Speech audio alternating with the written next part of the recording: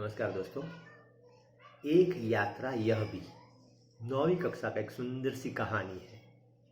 रामदरस मिश्र इसके लेखक हैं, जिनका जन्म 1924 में हुआ था। रामदरस मिश्र जी हिंदी साहित्य के प्रथम कोटि के साहित्यकार हैं। आपने कहानियाँ, काव्य एवं उपन्यास आदि क्षेत्रों में अपनी कलम चलाई है। आपके बहुचर्चित उपन्यास हैं जल टूटता हुआ और पानी के प्राचीर।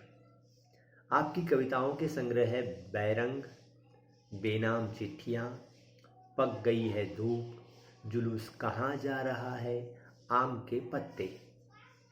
आपके कहानी संग्रह है खाली घर, वसंत का एक दिन, 61 कहानियाँ तथा मेरी प्रिय कहानियाँ। आम के पत्ते काव्य संग्रह को व्यास सम्मान से सम्मानित किया गया है। आपका हिंदी अकादमी के शिखर सम्मान एवं उत्तर प्रदेश हिंदी संस्थान के भारत भारती पुरस्कार से प्रतिष्ठित किया गया है। एक यात्रा यह भी कहानी में रिक्शा वाले से परिचित होने पर उसके जीवन की घटनाओं से नारी के प्रति उसका दृष्टिकोण देखकर तथा जीवन में उतारे गए कर्तव्य बोध से प्रेरणा प्राप्त होती है। स्त्री सम्मान, स्त्री सुरक्षा एवं आत्मीयतापूर्ण संबंधों को खूबी से प्रस्तुत किया गया है, जो अत्यंत प्रेरक है। ठीक है, तो अब हम कहानी शुरू करते हैं। रामदरस मिश्र की अपनी एक सुंदर सी कहानी। मैं बहुत यात्रा भीरू हूँ, यात्रा से डरता हूँ। हर व्यक्ति जो नई जगह जाता है तो उसको परेशानी होती है, इसलिए यात्रा पर निकलते समय डर बना होता है कि पता नहीं कैसे कैसे लोग उसे पाला पड़ेगा। सबसे बड़ी असहजता तो अनुभव होती ही है अंट संट किराया मांगने वाले ऑटो वाले से। नए शहर में कैसे कैसे लोग मिलेंगे, यह चिंता भी बनी होती है। तो इस बार एक डॉक्टर से मिलने के लिए ग्वालियर जाना पड़ा। पत्नी साथ थी, इसलिए आश्वस्ति बनी हुई थी। स्टेशन पर उतरते ही ऑटो वाले पीछे पड़ गए। हम चुपचाप आगे बढ़ते रहे। एक नवयुवक ऑटो वाला साथ लग गया। हम कुछ बोले बिना आगे बढ़ते रहे कि उसकी आवाज आई, बाबूजी, आप आखिर कहीं जाएंगे ही और कोई ऑटो करेंगे ही, तो फिर मेरा ऑटो क्यों नहीं? उसकी जिद और आवाज में कुछ ऐसा आकर्षण था कि मैंने स्वीकृति दे दी। वह प्रेम भरी बातें करता रहा और हमें डॉक्टर के यहाँ पहुंचा दिया। उसके द्वारा बताए वांछित पैसे देकर डॉक्टर के घर की कॉल बेल बजाई। ज्ञात हुआ कि डॉक्टर ने क्लिनिक की जगह बदल दी है। ऑटो वाला बिना हमारे कहे हमारा इंतजार कर रहा था, हमें नई जगह पहुंचा दिया। मैंने पूछा, कितने पैसे दे दूं? बाबूजी, जो इच्छा हो दे दीजिए। मैंने डॉक्टर के घर से यहाँ तक का किराया तो अतिरिक्त हो गया है ना। वैसे उसने पूछा, बाबूजी, यहाँ से कहाँ जाएंगे? मैंने होटल का नाम बता दिया और कहा, भाई तुम जाओ, यहाँ देर लग सकती है। वह कुछ बोला नहीं। हम डॉक्टर के पास चले गए। घंटा भर बाद निकले तो देखा वह वहीं खड़ा था। अब हमें महसूस होने लगा था कि यह ऑटो वाला कुछ और है। वह हमारे भीतर घर करता गया। होटल पर छोड़कर उसने पूछा, फिर कब आऊं? यानी आप शहर में घूमेंगे फिरेंगे ना? आपको जहां जाना होगा मैं चलूंगा। वैसे यहाँ कब तक है? कल शताब्दी से लौटेंगे। शताब्दी एक्सप्रेस ट्रेन का नाम है। तो आपको घुमाने के लिए कब आ जाऊं? भाई आज तो थके हैं, आराम करेंगे, कल घूमेंगे। ठीक है बाबूजी, यह रहा मेरा मोबाइल नंबर, मुझे फ़ोन करके बुला लीजिएगा। अरे तुमने अपना नाम तो बताया ही नहीं। मोहन। मोहन अच्छा नाम है। दूसरे दिन घूमने का कार्य शुरू हो गया। वह बहुत प्रेम से एक के बाद एक स्थान दिखाता गया। मुझे बाबूजी और पत्नी को अम्मा नाम से संबोधित करता रहा। घूम घुमाकर होटल पर लौटे तो चाय पीने के लिए उसे भी कमरे में बुला लिया। वह बहुत संकोच के साथ आया। चाय पान के साथ हमारी पारिवारिक वार्ता शुरू हो गई। पत्नी ने पूछा, बेटे तुम ग्वालियर के हो? नहीं अम्मा, मैं मूलतः आगरा का हूँ, यहाँ आना पड़ गया। हमें लगा कि वह यह कहते कहते कुछ भर आया है, इसलिए चुप रहे, लेकिन वह स्वयं बोलने लगा, आगरा में अपना घर है। माँ बाप तो बचपन में ही गुजर गए। बड़े भाई ने मेरी परवरिश की। भाई वकील है, मैं भी बीए पास हूँ। कोई नौकरी खोज रहा था कि एक चुप्पी सी छा गई। चुप शब्द पर से चुप्पी शब्द बना है, भाववाचक है। एक चुप्पी सी छा गई। हमें लगा कि इसके साथ कोई अवांछित घटना घटी है। उसे छेड़ा नहीं, किंतु उसने फिर कहना शुरू किया, मैं नौकरी की तलाश में इधर उधर भटक रहा था। एक दिन भटक कर लौट रहा था कि रास्ते में एक परिचित लड़की मिल गई। बदहवास सी, घिघियाती हुई बोली, मोहन, मुझे बचा लो। क्यों, क्या हुआ? मेरे माँ बाप एक अधेड़ के हाथ मुझे बेच रहे हैं। अधेड़ यानी जिसकी उम्र ज्यादा हो चुकी है, ऐसा। मैं कुएं में गिरकर जान दे दूंगी, किंतु उस खूसट अधेड़ के साथ नहीं जाऊंगी। मैं बहुत असमंजस में पड़ गया कि क्या करूं, कर भी क्या सकता हूं। मुझे लगा कि स्टेशन चलना चाहिए, यानी पुलिस स्टेशन चलना चाहिए। वहां उसे ले गया और थानेदार से हकीकत बयान की। वे कुछ देर सोचते रहे कि क्या किया जा सकता है। थानेदार साहब बोले, इसकी एफआईआर लिखकर इसके माँ बाप को हवालात में बंद कर देता, लेकिन फिलहाल चिंता इस लड़की की है कि आखिर इसके लिए क्या किया जाए। एक छोटी सी चुप्पी के बाद एकाएक थानेदार बोले, मोहन से बोलते हैं, तुम्हारी शादी हो गई है? मैंने न में सिर हिलाया। तो बोले, तुम इससे शादी क्यों नहीं कर लेते? मैं तो इस आकस्मिक प्रस्ताव से चकरा गया। ये किसकी बात है? मोहन की। मैं तो इस आकस्मिक प्रस्ताव से चकरा गया, किंतु कुछ पल बाद लगा कि इसमें बुराई क्या है।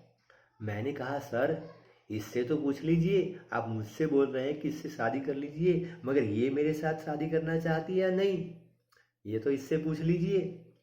थानेदार ने उससे पूछा तो उसने स्वीकृति सूचक सिर हिला दिया। लेकिन क्या मोहन? लेकिन बाबूजी, यह कि भाभी अपनी बहन से मेरी शादी कराना चाहती रही। बात तय भी हो चुकी थी। फिर बाबूजी, मैंने सोचा, भाभी जी की बहन से तो कोई भी अच्छा आदमी शादी कर लेगा, वहां कोई संकट नहीं है, लेकिन इस लड़की की तो जिंदगी खतरे में है।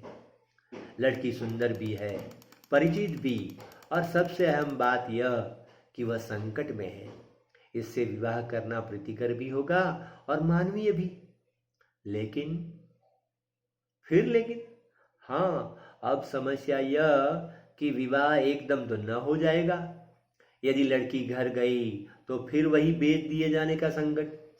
मैं साथ ले जाऊं तो भैया भाभी नाराज तो होंगे ही। इसके माँ बाप मेरे ऊपर लड़की भगाने का केस कर देंगे। जब मैंने थानेदार के सामने यह समस्या रखी तो वे बोले, कुछ दिन के लिए इसे नारी निकेतन में रखवा देता हूँ। नारी निकेतन ऐसी संस्था होती है जहाँ ऐसी परेशान लड़कियों औरतों को रखा जाता है और उसकी हिफाजत की जाती है। तो कुछ दिन के लिए इसे नारी निकेतन में रखवा देता हूँ। लड़की से माँ बाप के खिलाफ शिकायत लिखवा कर रख लेता हूँ। 15 दिन बाद उन्होंने मंदिर में उससे मेरी शादी करवा दी। तो मोहन की शादी उस लड़की से हो गई। मैंने कहा, मोहन, ऐसे थानेदार कहाँ होते हैं? मुझे तो इस घटना पर विश्वास ही नहीं हो रहा है। लगता है कथा सुन रहा हूँ। आप सही कह रहे हैं बाबूजी, लेकिन यह थानेदार कवि भी है। कवि सम्मेलनों में कविताएं पढ़ता है और इसकी कविताएं मानवीय संवेदना से भरी होती है। हाँ, तब ठीक है भाई, हर क्षेत्र में कोई न कोई मसीहा दिखाई पड़ ही जाता है। हाँ, तब अब आगे की बात बताओ कि आगे तुम्हारे साथ क्या हुआ? तब यह कि मेरे भाई भाभी मुझसे खफा हो गए और हमें घर से निकाल दिया। क्यों? एक तो मैंने उनकी साली से शादी नहीं की, दूसरे जिस लड़की से की वह किसी और जाति की है। तो तुम लोग ग्वालियर आ गए? हाँ बाबूजी, आगरा में हमारा निबाह होना कठिन था। पराये शहर में भले ही कोई अपनापन न हो, अपनापन परायापन ये भाववाचक शब्द होता है। अपना पर से अपनापन, पराया पर से परायापन। अपनापन न हो, पराये शहर में भले ही कोई अपनापन न हो, किंतु यह परायापन उस अपनेपन से तो अच्छा है ना, जो दिन रात अप्रीतिकर व्यवहार बनकर तन मन को उद्विग्न करता रहे।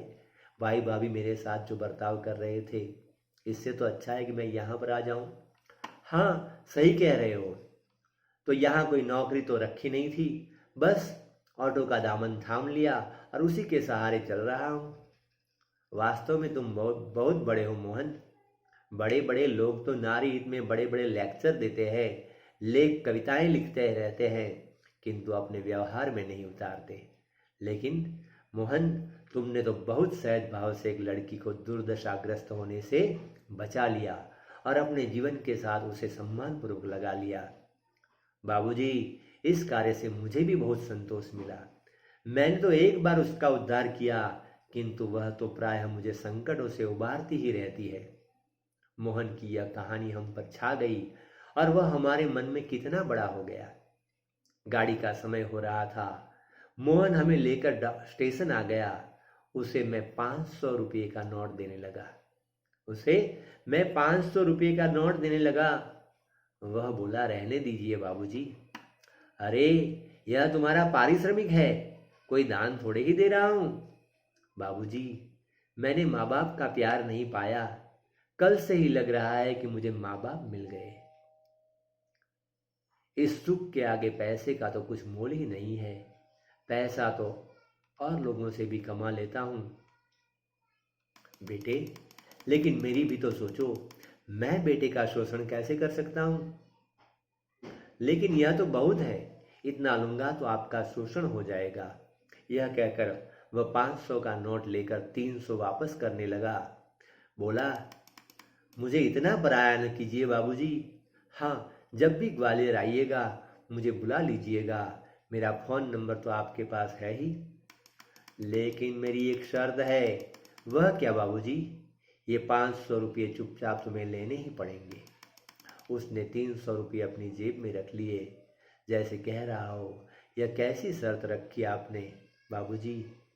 कुछ क्षण बाद बोला, बाबूजी, आपका फ़ोन नंबर तो मेरे फ़ोन पर आ ही गया है, कभी कभी फ़ोन करता रहूं क्या?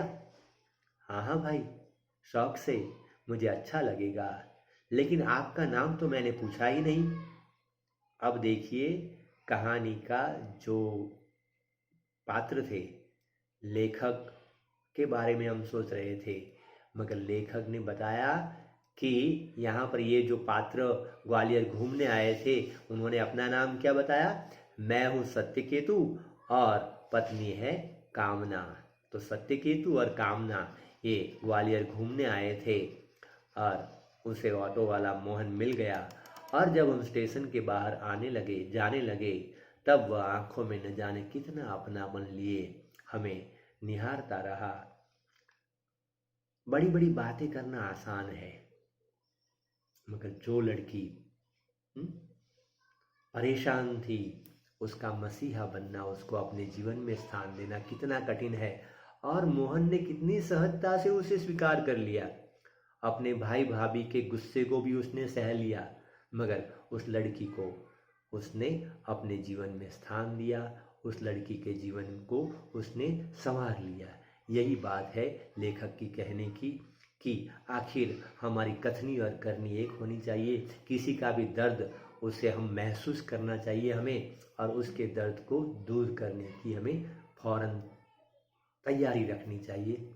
Okay, thank you.